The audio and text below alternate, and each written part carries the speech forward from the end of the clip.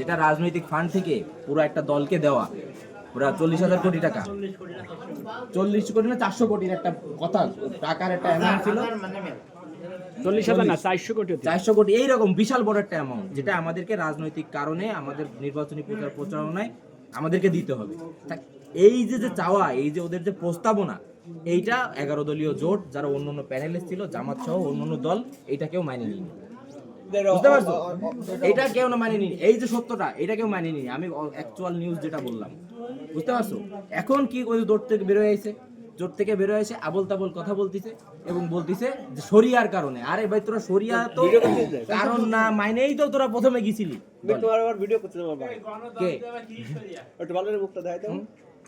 Video করুক যা করুক, তো তোরা তো শরিয়া তো জামাত মানে না, এটা মাইনেই তো তোরা আগে জোটে গেছিলি।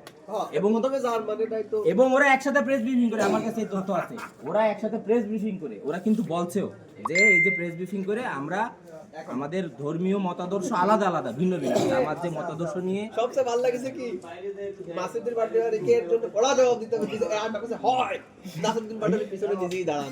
ও হয় হয় এটা পিছনে দাঁড়ায় রইছে।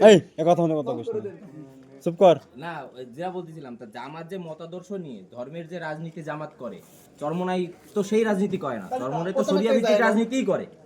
কিন্তু সেটা মানার সত্ত্বেও এরা প্রেস ব্রিফিং করেই বলছিল আমরা এই জোটটা করছি শুধুমাত্র নির্বাচনী স্বার্থে, ইন্ডিয়ার আধিপত্যের বিরোধিতা করার জন্য এবং দেশের রাজনৈতিক পরিস্থিতি বিবেচনা করে আমরা এই রাজনৈতিক জোট করছি। এখানে তো শরিয়া ম্যাটার করেনি। সব জানি শুনি। এখন জোট থেকে সরে আসে শরিয়ার এই আলাদা কেন ভাই? তা কেন? কাজিরাটে ছিল 5393 ভোটে বিএনপি। আমার প্রথম প্রশ্ন কি জানো? 5393 ভোটে আমি জানি রনি ভাই আদর্শ খারাপ। আমি রনি ভাইয়ের সাথে মিশতেছি, যাই নেই মিশতেছি। প্রথমে রনি ভাইয়ের সাথে আমি ভালো আছি, ঠিকঠাক আছি। এরপরে আছে দুই ভাইয়ের ভিতরে পদ নিয়ে একটু, এখন যখন একটু সাতটা টানাটানি হইছে, হ্যাঁ বাগ বাটোয়ারাই সমস্যা বাদ দিছে, তখন তুমি যাই করে বলছো বাটপার মুনাফিক চিটার, এই হইছে বাবা। তা কেন? আমি তো জানতেছি রনি ভাই এটা নিয়ে এরম করে, এত জানতেছি তো, আমি তো জানি ও আরেকটা জিনিস ওরা যে রাজাকার এ জানে না কিনা। ছোট বাচ্চাকেও জিজ্ঞাসা করলি যে বইটি কি লেখা রাজাকার, আল শামস আল বদর শান্তি বাহিনী। আমার আমি কোন দলের মারে না, এর ইনক্লুসিভ ফুটেজ বাড়ে মারে দেব না।